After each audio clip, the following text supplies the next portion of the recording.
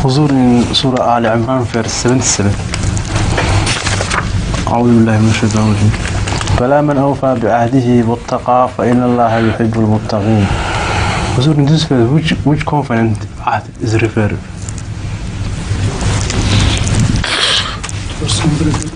Verse Al Imran. Verse 77, Al Imran.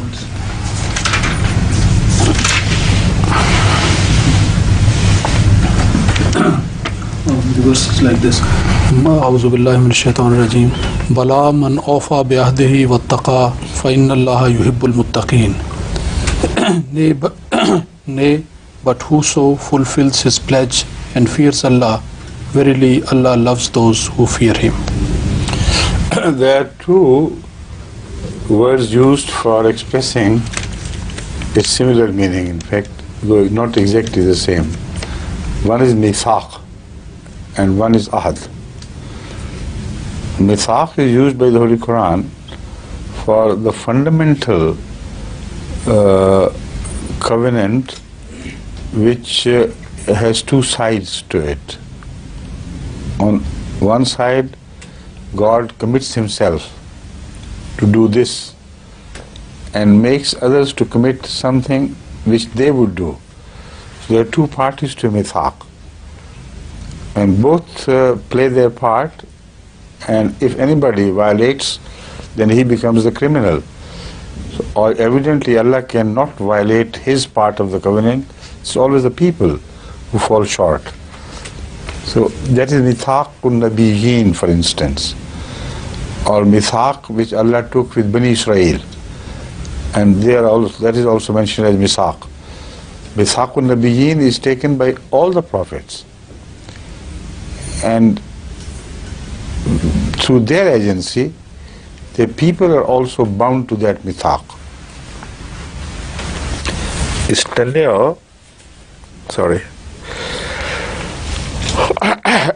tenure does not end with the life of the Prophet.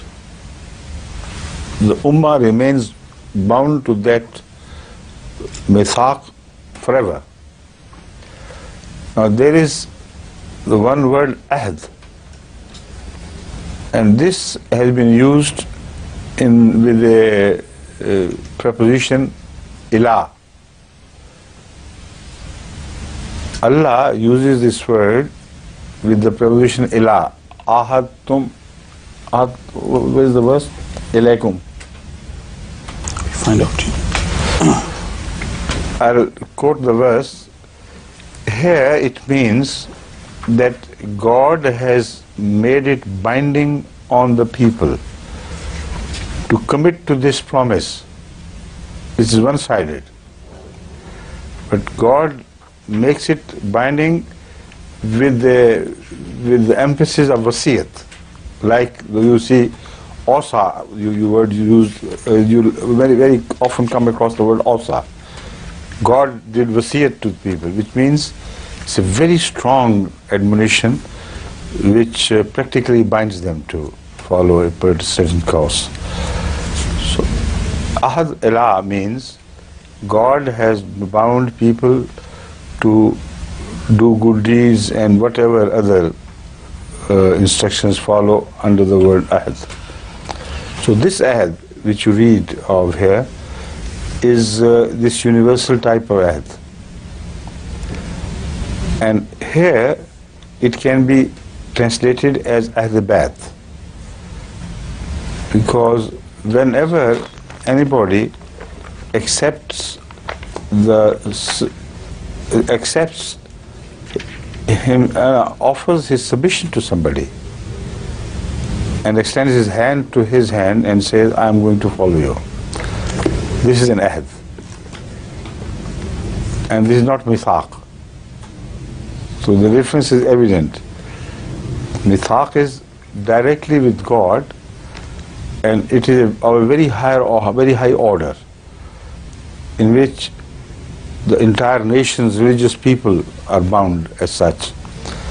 But Ahad is also individual. Anybody who does, he becomes a partner of that Ahad, or it becomes incumbent upon him to follow it and respect its conditions. So, If anybody does that, then God promises him what you read, this and that and that. Got it? Yes. Ahadtum ilaykum. Yes. Ahadtum hai? No. Ahadna hai? One example is Alam Ahad ilaykum ya bani That's Adam. ahad. One is enough. A'udhu billahi minash shaitanir rajim. Bismillahir rahmanir rahim. Alam ahad ilaykum ya bani Adama Allah ta'budu shaitan innahu lakum aduwwun mubin. Now this is an ahad. This is not misaq. This is an ahad which God made binding on the all the children of Adam, that they must promise him that they would not follow Satan. They will never worship him. They will worship only God. So this is the example of ahad.